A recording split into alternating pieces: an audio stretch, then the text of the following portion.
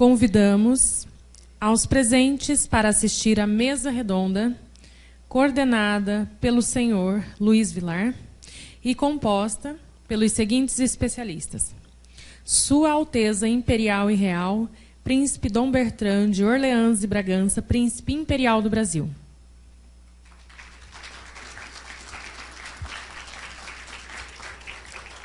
Senhor José Carlos Sepúlveda.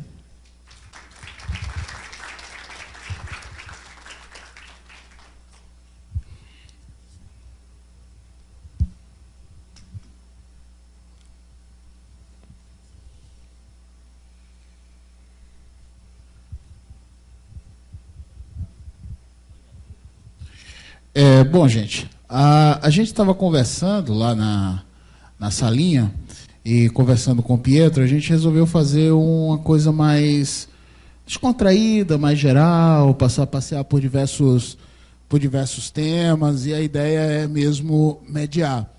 Tanto que, se vocês tiverem já as perguntas, né, o pessoal ainda está com o papelzinho, né?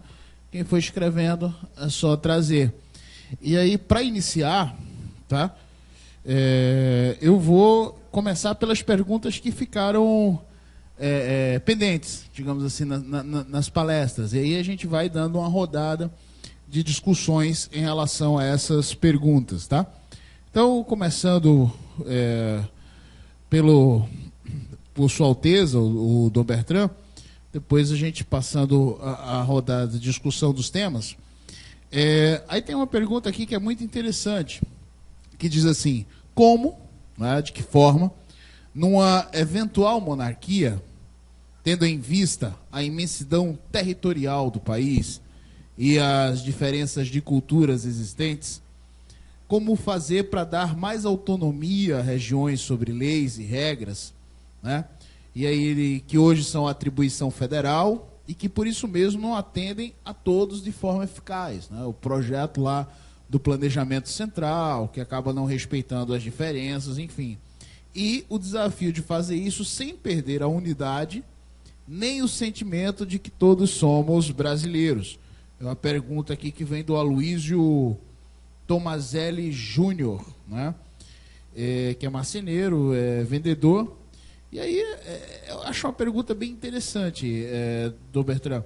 A monarquia conseguiria dar essa unidade ao Brasil sem perder as diferenças culturais? Não há povo no Brasil, no mundo que tenha, que eu não conheço, povo no mundo tenha de tal forma a ideia da unidade nacional como o povo brasileiro. Eu me recordo, alguns anos atrás, no Rio de Janeiro, conversando por ocasião do DECO 92, com um grande publicista norte-americano, que me dizia exatamente que a grande diferença entre o Brasil e os Estados Unidos é exatamente a consciência de unidade nacional que existe no Brasil. Aliás, o Sepúlveda, na conferência dele, faltou a ressaltar esse aspecto. Existe, ele disse, por força de sua profissão, ele viajava pelo mundo inteiro e conhecia o Brasil norte a sul, leste a oeste. Dizia, eu vou ao Amazonas, descendente, em primeiro lugar, brasileiro, amazonense, descendente de portugueses, de índios, de ingleses, ou o que for.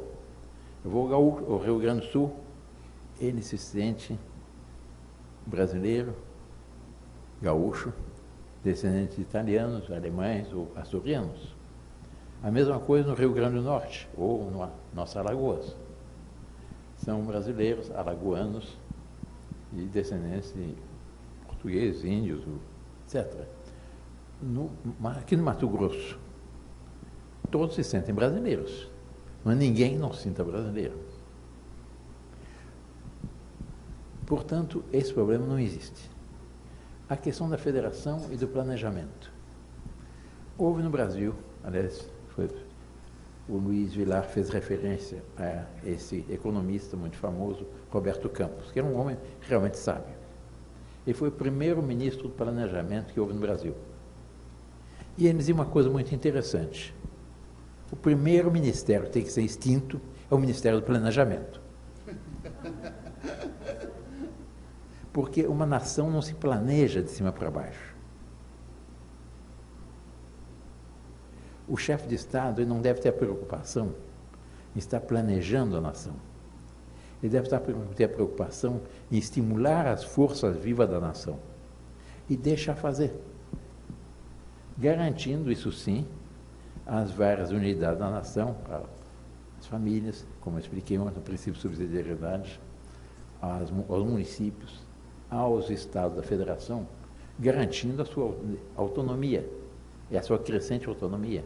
Mas uma nação será tanto mais sadia quanto mais sadio forem os seus regionalismos. É como um organismo humano, ele será tanto mais sadio quanto mais sadios são cada um dos órgãos.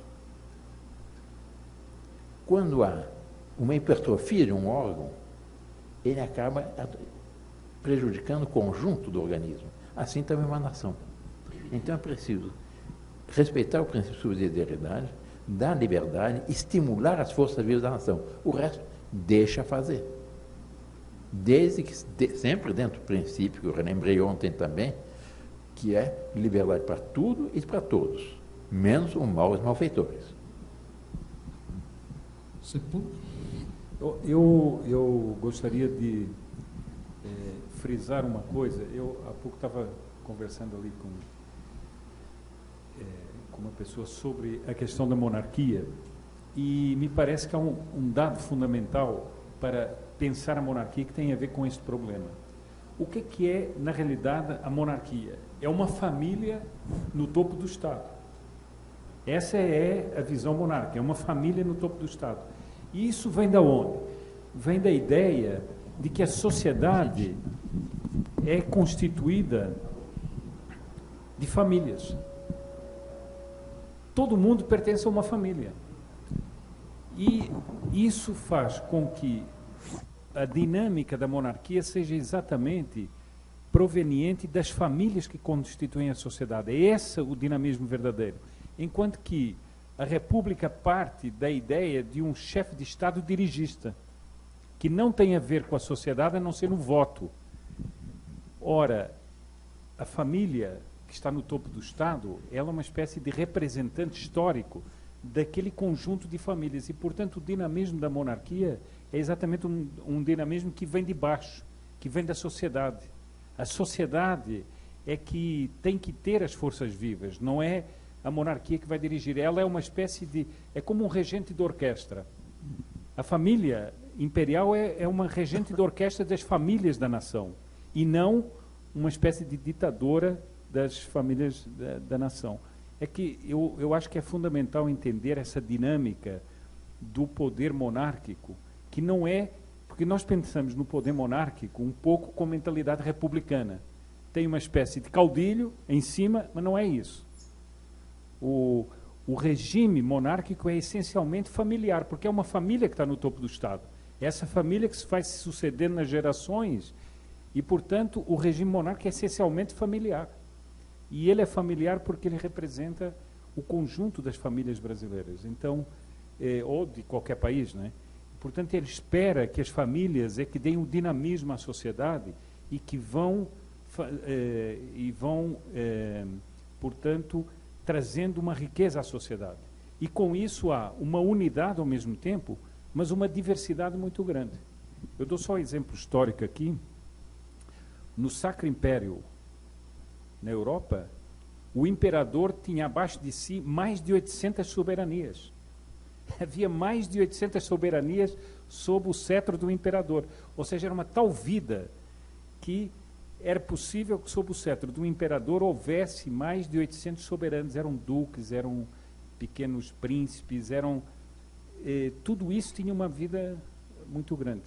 É que a ideia, sempre que nós temos, é uma espécie de redução à autoridade suprema e a autoridade suprema dirigindo tudo. Apenas um pequeno complemento para entender a questão da monarquia. O exemplo do maestro é muito bom. O que faz um maestro? Ele harmoniza aquele conjunto de músicos e ele estimula todos e a cada um a dar o melhor de si. Há um exemplo muito interessante, esse é um desses grandes maestros, em termos dos maestros conhecidos, mais famosos do mundo. Uma vez ele estava regendo uma orquestra E uma pessoa depois me perguntou, Maria Rosa, o senhor não toca nenhum instrumento? Para que serve o maestro? Ele chamou o primeiro violinista, que era famosíssimo também, deu-lhe uma partitura e disse, agora toca essa partitura. Tocou magnificamente bem. Depois ele disse, bom, agora toque novamente essa partitura. E ele regeu um só músico. Tocou muito melhor.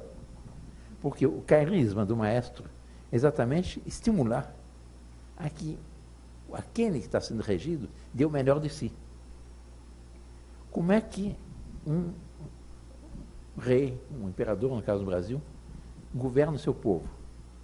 Fazendo 3 coisas muito simples. A mesma coisa que faz o pai e uma mãe com relação aos seus filhos. O que faz um pai e uma mãe com relação aos seus filhos? Observa os bons movimentos de alma dos filhos, as boas iniciativas, estimula. Vê as suas debilidades, protege. Vê seus erros, suas travessuras, afetuosamente corrige. Assim, exatamente, agia Dom Pedro II e assim deve agiam os bons reis. Eles estimulavam as forças vivas da nação, o conjunto das famílias, ele os protegia e ele os corrigia quando necessário. Vou dar um pequeno exemplo apenas, um exemplo histórico. Dom Pedro II havia o Palácio Governo no Rio de Janeiro, é o Paço da Cidade. Quem conhece o Rio de Janeiro sabe que o Paço da Cidade é mínimo. Ali estava praticamente todo o governo. Praticamente não havia democracia, burocracia. Mas eles despachavam no Paço da Cidade durante a semana, mas vivia na Quinta da Boa Vista. Num domingo, ele foi à missa, como ia sempre, na Catedral do Rio de Janeiro, que é a Igreja Nossa Senhora do Carmo, que é ali ao lado do Paço da Cidade. E na volta da missa, passando junto ao Cais do Porto, ele viu, com essa carruagem, que na porta de um armazém do Cais do Porto, alguém havia esquecido a chave. Naquele tempo, a chave não era uma chavezinha pequena, uma chave grande. Ele mandou parar a carruagem, desceu, trancou o armazém, pôs a chave no bolso. No dia seguinte, na segunda-feira, mandou chamar a palácio, no Paço da Cidade, ao responsável pelo Cais do Porto. E ele conhecia bem, sabia dos problemas familiares dele, perguntou como estava, como a sua família, a sua tia que estava doente, etc. Depois perguntou, e o movimento do Cais do Porto como está? Quantos navios atracaram, quantos zarparam, quantas toneladas foram embarcadas, etc. Depois, e hoje, segunda-feira, o responsável do Cais do Porto também, perplexo, por que foi chamado a palácio. E hoje, segunda-feira, como é que começaram os trabalhos? Ah, muito bem, sem problema. Sem problema? Todos os armazéns foram abertos? Não, perdemos a chave. Ele tirou a chave do bolso e deu, aqui está a chave. Ontem, voltando da missa, eu vi que alguém havia esquecido a chave na porta do armazém. Cuide que isso não se repita, porque aí estão bens de terceiros e a nação não pode ser responsabilizada pelo prejuízo causado por um funcionário relapso ou descuidado. Eu lhes garanto que nunca mais na história do Brasil encarregar qualquer Cais do Porto, do norte a sul do país, esqueceu uma chave na porta de um armazém. Tudo feito com afeto, de uma forma familiar. Assim poderia dar vários outros exemplos. Mas é o quê? É esse aspecto familiar. E estimular as forças vivas. Ele não é um Júpiter Tronos que impõe a sua vontade. Como, aliás, um bom pai não é um tirano que impõe a sua vontade. Você está dizendo ao seu filho, meu filho faz isso, faz tal coisa, etc. Inibe a criança. Ele não favorece aquela criança a realizar aquela vocação magnífica para a qual aquela criança é chamada por Deus a realizar. Deixa eu aproveitar, vocês falaram dessa questão da diversidade do Brasil, da busca por dar uma unidade e tal. No processo histórico brasileiro, a gente teve diversas rupturas. Né? Getúlio, o período desenvolvimentista, depois o regime militar, a reabertura, enfim, antes disso, evidentemente, a República Velha, a própria monarquia do Pedro II, e permeando todo esse processo, a gente teve várias constituições. Tanto que tem um livro do Marco Antônio Villa, que eu acho que é uma jabuticaba, que é a história das constituições do Brasil. Um negócio impressionante, né? A gente tem a história das nossas constituições. E a gente tem uma Constituição que vigora desde 1989, inflada de direitos, com seus problemas e tal. Como é que a monarquia, se instituída, se enquadraria dentro dessa Constituição? Ou se a gente teria que ter uma nova Constituição, e que norte essa Constituição teria? A nossa Constituição, por exemplo, a Constituição da Argentina, até hoje é de 1852, ninguém pensa em mudar. A dos Estados Unidos é de 1770, a independência foi em 76, deve ter sido um ou 2 anos depois, não me recordo. Foi algumas emendas. A nossa Constituição Imperial, de 1824, é, do ponto de vista técnico constitucional, de longe a melhor que houve na história. E foi a que mais durou. Foi de 1824 a 1889, 65 anos. Ela é tão boa, do ponto de vista técnico, que a atual Constituição francesa inspirou-se na Constituição Imperial do Brasil, em 1824, quando foi redigida. Isso está nos documentos históricos da atual Constituição francesa.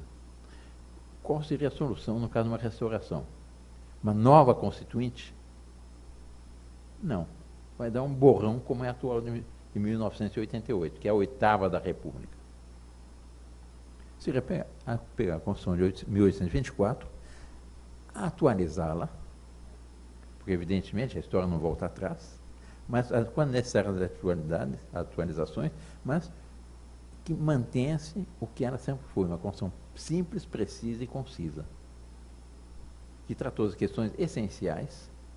Houve uma ou outra ato institucional depois, inclusive quando foi imposto o parlamentarismo, foi estabelecido o parlamentarismo, não imposto, como foi no Império, mas com pequenas modificações apenas, lembrando sempre do adágio latino, a qual eu fiz referência ontem, que é plurima lex pessima res publica. Quanto maior o número de leis, pior a coisa pública. Alguma coisa a acrescentar? Não, eu não tenho muito a acrescentar a isso. Não sei como é que, digamos assim, como é que seria o processo histórico dessa substituição, não é? Porque era, agora, claro que essa Constituição atual é toda ela pensada mesmo na estrutura do Estado de uma república e não numa monarquia, por isso.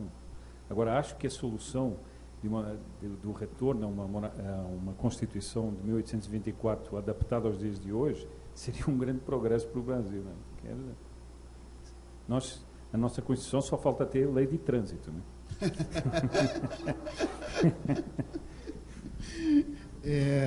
Uma pergunta aqui do Fábio Henrique, que é servidor público.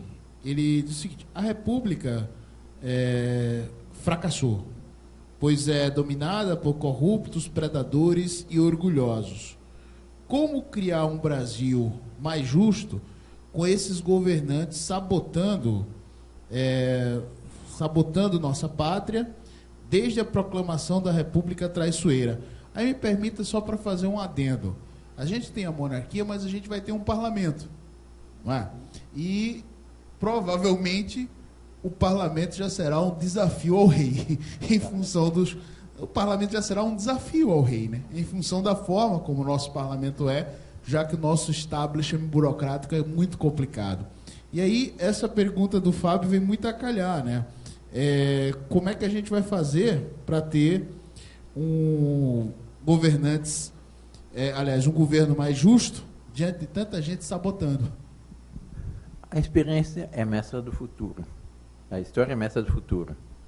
E nós tínhamos um parlamento que, segundo Rui Barbosa, que foi autor da declaração da proclamação do decreto de proclamação da República, era uma escola de sadistas. Com a República transformou-se numa praça de negócio. E aquele pensamento de Monteiro Lobato é muito verdadeiro.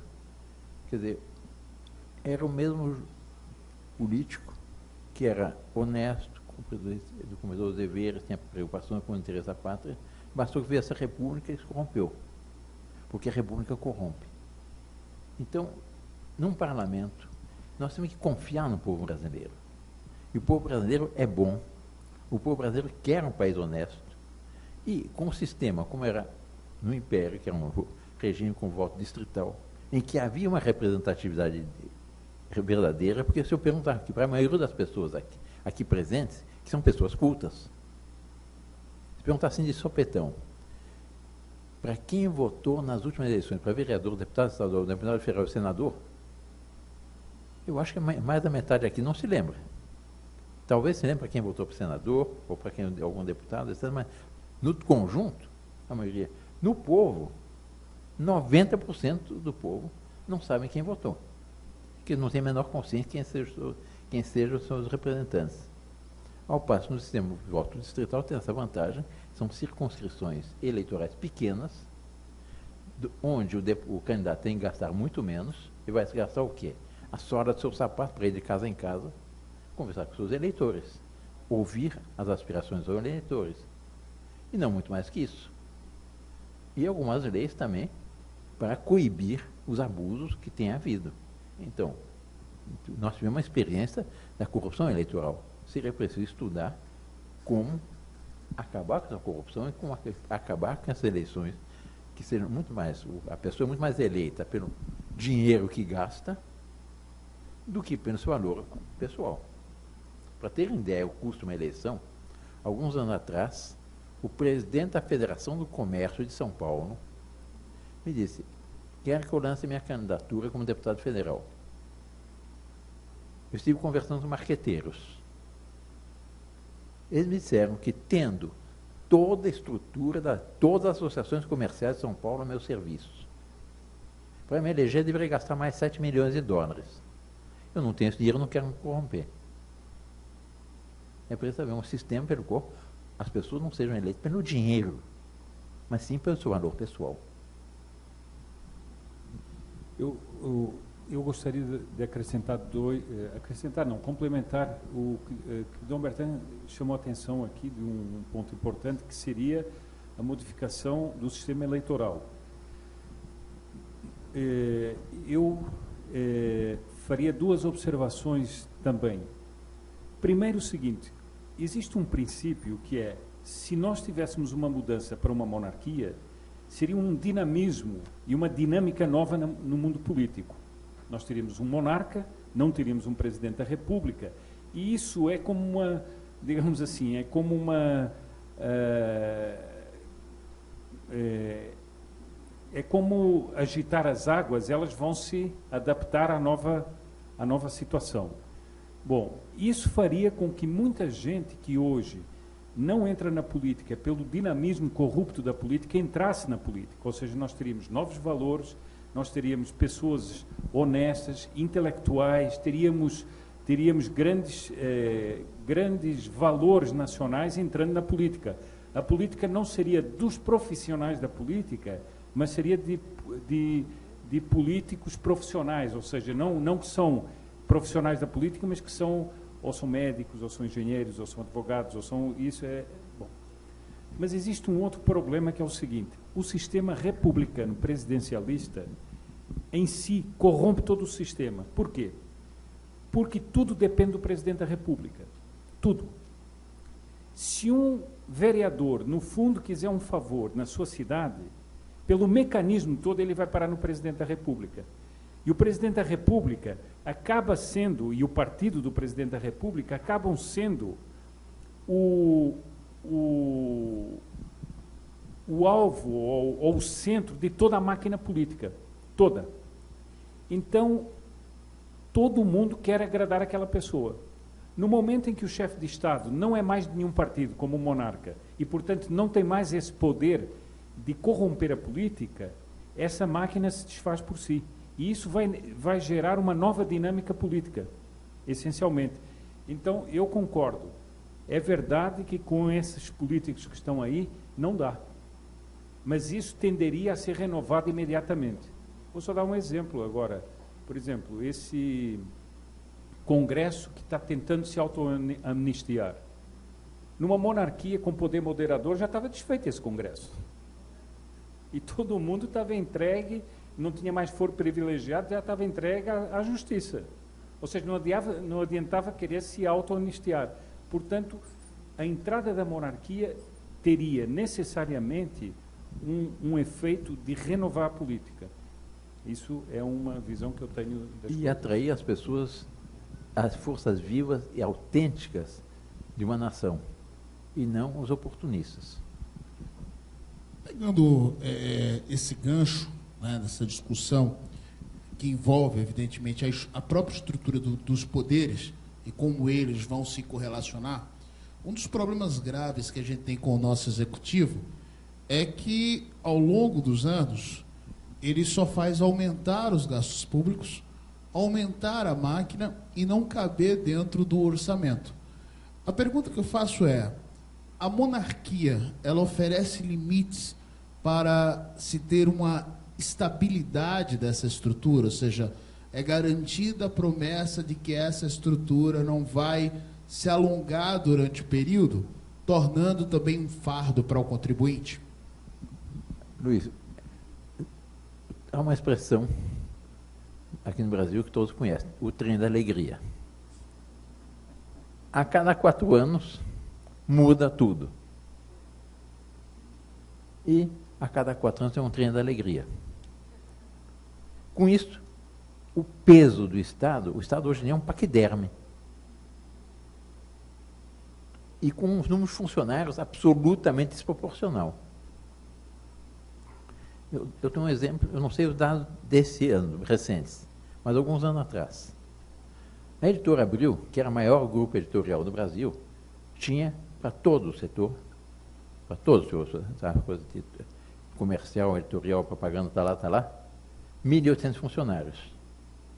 A gráfica do Senado, para fazer os seus impressos para 81 senadores, tinha 7.000 funcionários. Eu creio, não foi em Maceió, foi em João Pessoa.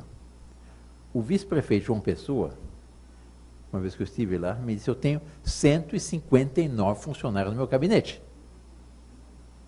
Eu pago para eles não aparecerem, se aparecerem todos, nem eu consigo entrar.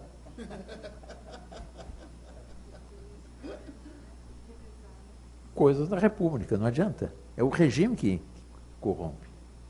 Então, havendo um regime sóbrio, que dê continuidade, que não esteja continuamente mudando todo o funcionalismo, as coisas funcionariam. Porque há uma distinção que é importante repetir. No sistema brasileiro se confunde chefia de Estado e chefia de governo.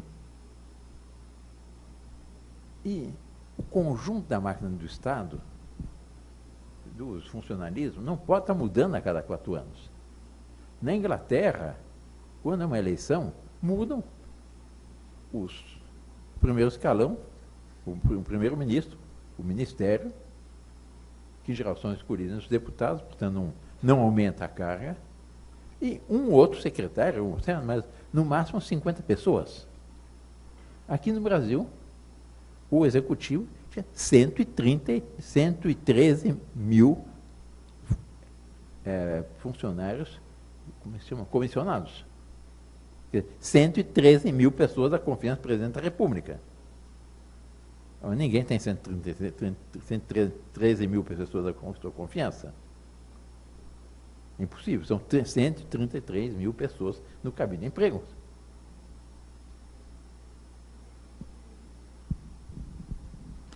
Eu acho que essa pergunta é muito interessante, porque ela, digamos assim, transforma em miúdos, digamos, o problema que eu tinha apresentado antes. Por que que é o trem da alegria? Porque é preciso manter uma máquina gigantesca que vai garantir a próxima eleição já. Logo que o presidente é eleito, ele já precisa alimentar aquela máquina gigantesca e, se for possível, aumentá-la. Então é impossível conter o gasto do Estado mesmo. Agora, a concepção da monarquia não sendo essa, a realidade da monarquia não sendo essa, o monarca era exatamente aquele que velava para que o orçamento fosse mantido e não fosse abusado pelo parlamento. E não se criasse um paquiderme. Excelente. Tem uma fala, pegando a palestra do do Carlos, Dr. Sepúlveda, tem uma fala muito interessante. Que ele fala que, é claro, é evidente que nós estamos entre seres humanos e há seres humanos que são imperfeitos, inclusive dentro da própria família real. E aí você citou o caso dos excessos cometidos e tal. Eu vou aproveitar isso, porque é emblemático casos de corrupção no nosso país, não é? E vou perguntar assim, a relação do rei com o judiciário, como é que fica em casos como esse dentro da monarquia? Eu não me recordo exatamente esse detalhe na Constituição Imperial, mas eu sei que estava previsto o caso do julgamento de um juiz da Corte Suprema, do Supremo Tribunal, naquele tempo chamava Supremo Tribunal Federal. Tem um nome, mas os juízes tinham a sua garantia, etc., mas não estavam livres de um julgamento. Hoje, é praticamente impossível julgar um juiz do Supremo Tribunal Federal. Mas vale a mesma o que dizia Monteiro Lobato. A simples presença do imperador tendia a inibir os maus juízes. Quer dizer, deve-se manter a independência do judiciário, mas com um certo limite. Não é um cargo eterno no qual não pode ser julgado, etc. Agora, Dom Bertin, eu acho que ele estava perguntando outra coisa. Se um membro da família imperial poderia ser julgado pelo judiciário diante de um crime, uma coisa assim. Ah, bom, é evidente, se fosse um dos criminosos, seria julgado. Claro. Era essa a sua pergunta? Isso. Como é que ficam essas relações harmônicas, né? O Vitor Caetano, ele pergunta o seguinte: como estão os movimentos de restauração de monarquia hoje pelo mundo, em especial em Portugal? Essa é um português deve responder. Muito obrigado, Marcelo. Bom, os movimentos em Portugal, o movimento monárquico em Portugal é um movimento ativo. Tem muitos, não é um movimento único. Existem muitos organismos locais e tem um dinamismo grande. Mas, pessoalmente, eu tenho dito isso até algumas pessoas que me perguntaram, pessoalmente eu acho que no Brasil esse dinamismo é muito maior do que em Portugal. Apesar da cultura histórica monárquica portuguesa ser maior do que aqui no Brasil. Isso se deve a várias razões, a meu ver. E uma delas é já ter havido uma possibilidade de restauração monárquica efetiva no Brasil em 93, quando houve o plebiscito.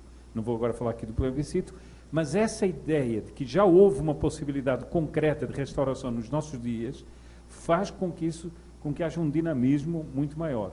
Depois também me parece o seguinte, que aqui há um movimento cultural entre a juventude de reação a uma esquerda dominante nas universidades, nas escolas e tudo, que acabou criando uma reação muito mais forte e que faz com que esses movimentos tenham mais dinamismo hoje em dia, a meu ver, aqui. Agora, que eles existem em Portugal, existem, e, inclusive, eles têm muitas relações com o movimento monarquista também no Brasil. Diversas vezes, tanto Dom Bertrand como outros príncipes da família imperial, Dom Luís, o chefe da Casa Imperial, alguns sobrinhos de Dom Bertrand, ainda agora recentemente, um sobrinho de Dom Bertrand, Dom Gabriel, esteve em Portugal representando a família imperial em comemorações da rainha Dona Maria I, e isso é uma troca de relações que há muito constante entre os monarquistas de lá e daqui. Eu aproveito para acrescentar uma coisa a respeito do Brasil. Recordar primeiro um detalhe do decreto de proclamação da República. O decreto número 1 da República, redigido por Rui Barbosa, dizia textualmente: está provisoriamente proclamada a República. E no seu artigo 7º, previa uma consulta popular para saber se os brasileiros queriam sim ou não a República. Aristides Lobo, que era ministro do interior do regime do primeiro governo Deodoro, disse uma frase que ficou célebre: o Brasil assistiu bestificado à proclamação da República, e ninguém esperava. Em vez de realizar essa consulta popular, o decreto número 85A da República, de 23 de dezembro de 1889, quer dizer, poucos dias depois da proclamação da República, pôs os monarquistas fora da lei. Se houve uma corrente política que teve os direitos cassados durante 99 anos no Brasil, fomos nós. Por ocasião da Constituinte, meu irmão, Dom Luiz, mandou uma carta. Todas as constituições sucessivas da República mantiveram como cláusula pétrea que era proibido sequer discutir-se a mudança da forma de governo do regime. Por ocasião da Constituinte, em que havia momento de abertura política, o meu irmão mandou uma carta a todos os constituintes, mostrando a incoerência, uma carta muito bonita, mostrando a incoerência que havia no momento de abertura política, dava liberdade para absolutamente todos, comunistas, socialistas, todos, mas mantinha o projeto de Constituição que estava sendo votado, mantinha essa cláusula pétrea, proibindo qualquer discussão sobre a questão monárquica. Quando esse artigo do projeto de Constituição foi votado, todos os partidos, menos 2, votaram pelo cancelamento desse artigo. Quais os dois? PT e PCdoB. Imaginava. Até o PCB, que depois transformou esse PPS, e voltou para a derrogação. Nossa. Bom, veio o plebiscito. Nós não tínhamos quadros, não tínhamos dinheiro, saímos com a cara e a coragem, com o apoio de um certo número de brasileiros viajando no Brasil afora, meus irmãos e eu. Vendo que o movimento, as pesquisas davam que o crescimento da opção monárquica crescia, eles anteciparam o plebiscito. Mas o resultado qual foi? 13% dos votos válidos. O que nós fizemos é totalmente desproporcional. É muito mais do que o resultado apenas que nós fizemos. Mas com outro detalhe, mais 2 detalhes que eu queria chamar a atenção.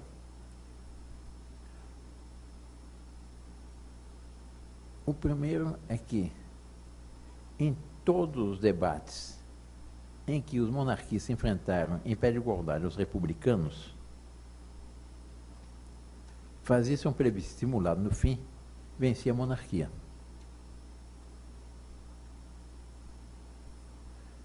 Segundo ponto que eu queria chamar a atenção. A monarquia, até essa data, era vista no Brasil como um sonho de uma noite de verão de alguns saudosistas. Depois do plebiscito, passou a ser visto pelo Brasil como uma alternativa e, por um número crescente, como a grande esperança. E é o que nós estamos vendo. Nunca houve um tal surto monárquico quanto nós estamos assistindo esse ano. Nunca se viram tantas bandeiras monárquicas nas ruas como esse ano. Eu sei disso porque, inclusive, monarquistas disseram, não, eu fui comprar bandeira na loja de bandeiras e disseram que a produção de bandeiras do Império está toda esgotada, não existe. E as fábricas fazendo bandeiras e bandeiras e bandeiras. Quer dizer, há uma esperança não pequena. E é um surto que vai crescendo.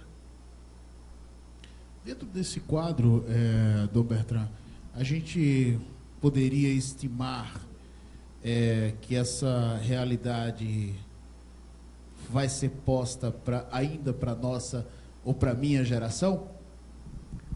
O Sepúlveda respondeu essa pergunta na palestra dele. As grandes mudanças históricas, às vezes são muito repentinas. O caso da União Soviética. Eles tinham absolutamente tudo nas mãos. Tinham toda a máquina de imprensa, tinham todos os bancos, tinham o maior exército da história. Não digo melhor, porque o exército russo é uma porcaria. A União Soviética era uma porcaria. Eu vi, uma vez que estive na Alemanha Oriental, ainda quando estava dominado pelos russos, o que era o Exército Vermelho, que tanto se falava, o fantasma, a ameaça, etc. Era um horror. todo o policiamento, etc., tudo feito pelo Exército Vermelho, pelo russo. Tinha o mais espetacular polícia da história, KGB. Tinham tudo na mão. De repente, aquilo caiu como caçando de cartas. Há um dito francês que diz: chasser le naturel e reviendra au galop. Expulso o natural, quem volta ao galope. É a imagem da mola que o Sepúlveda mostrou. Eu me permito, com toda a liberdade que nós temos, como devemos ter entre os brasileiros, de tomar esse hotel como cobaia. Ontem, antes da primeira palestra e antes dessa conversa, que foi durante todo o dia de hoje, dos que aqui estão, talvez uns 20%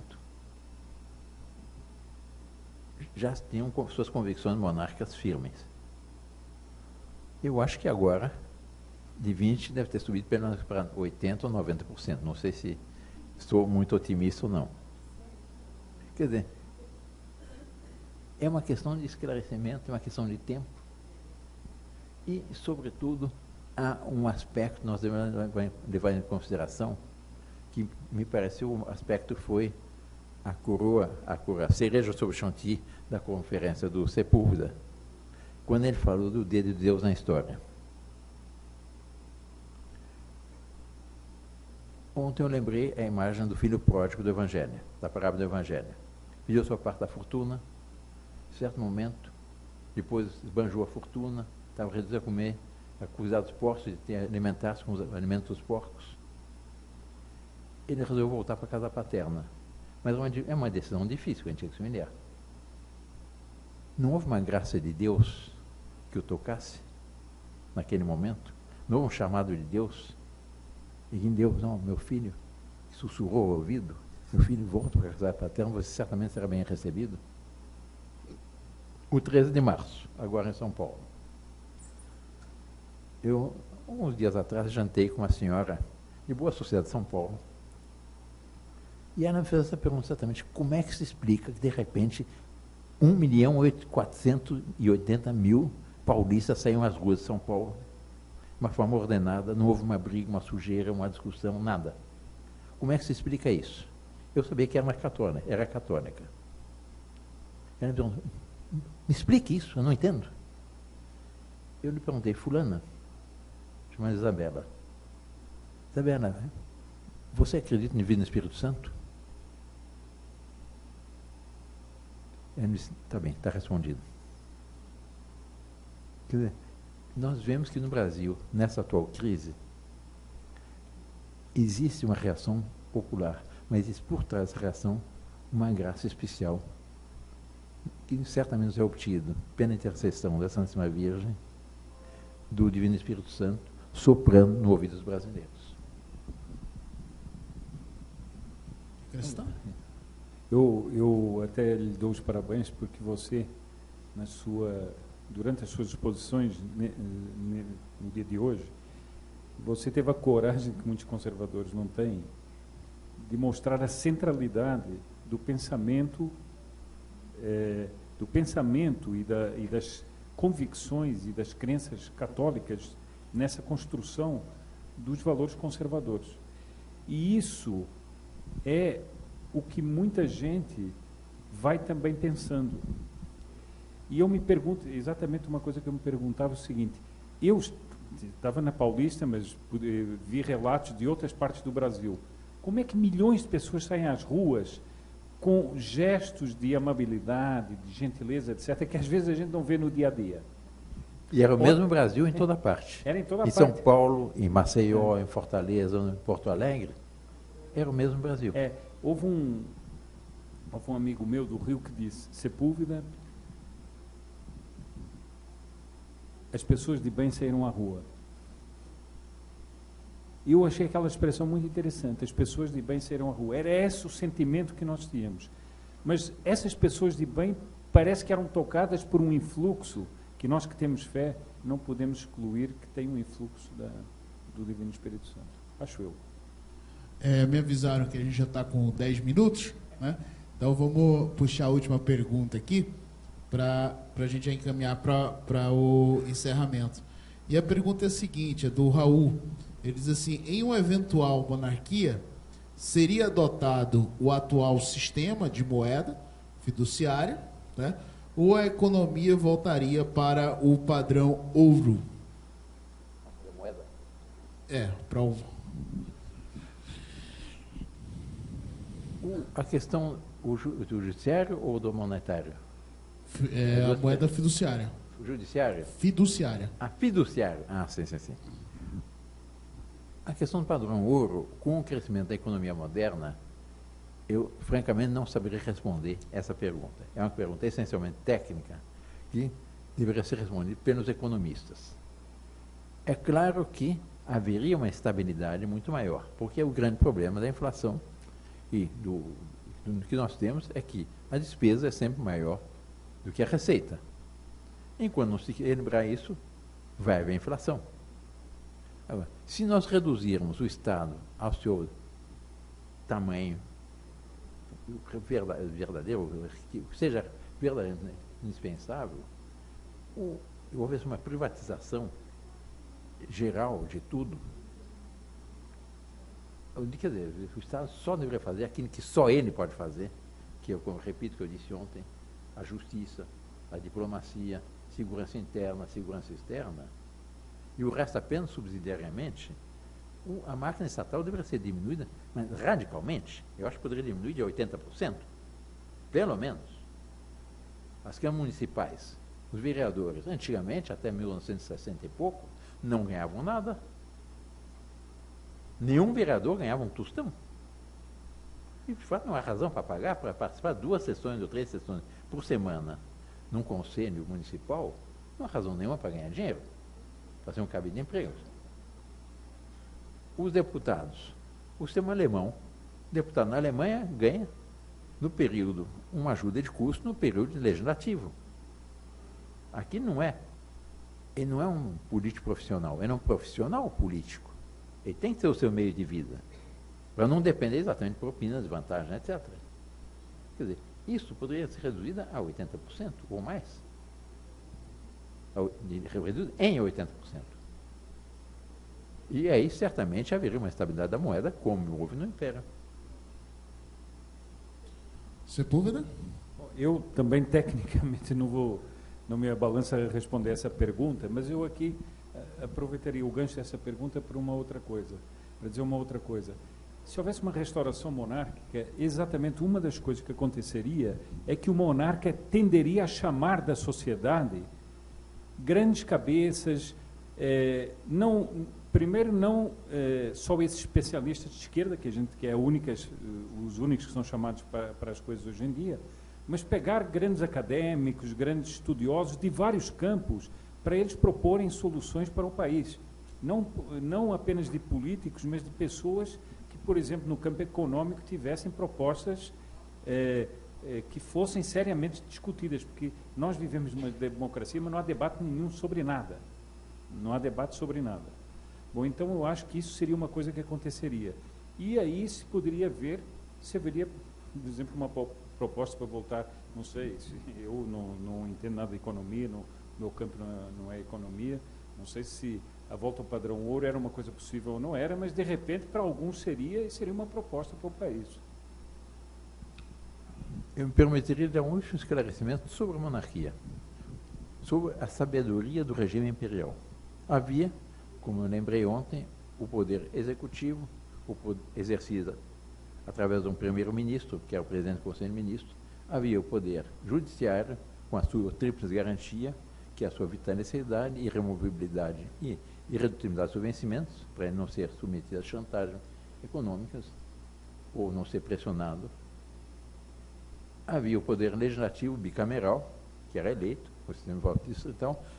Havia o poder moderador, que era exercido pelo imperador, que estava definido no artigo 97 da Constituição de 1824, que dizia textualmente, é uma atribuição pessoal do imperador que visa a harmonização de demais poderes em função do bem supremo da nação, para não acontecer o que tem acontecido ultimamente, que é pressões do Executivo sobre o Supremo Tribunal Federal, sobre os juízes, etc.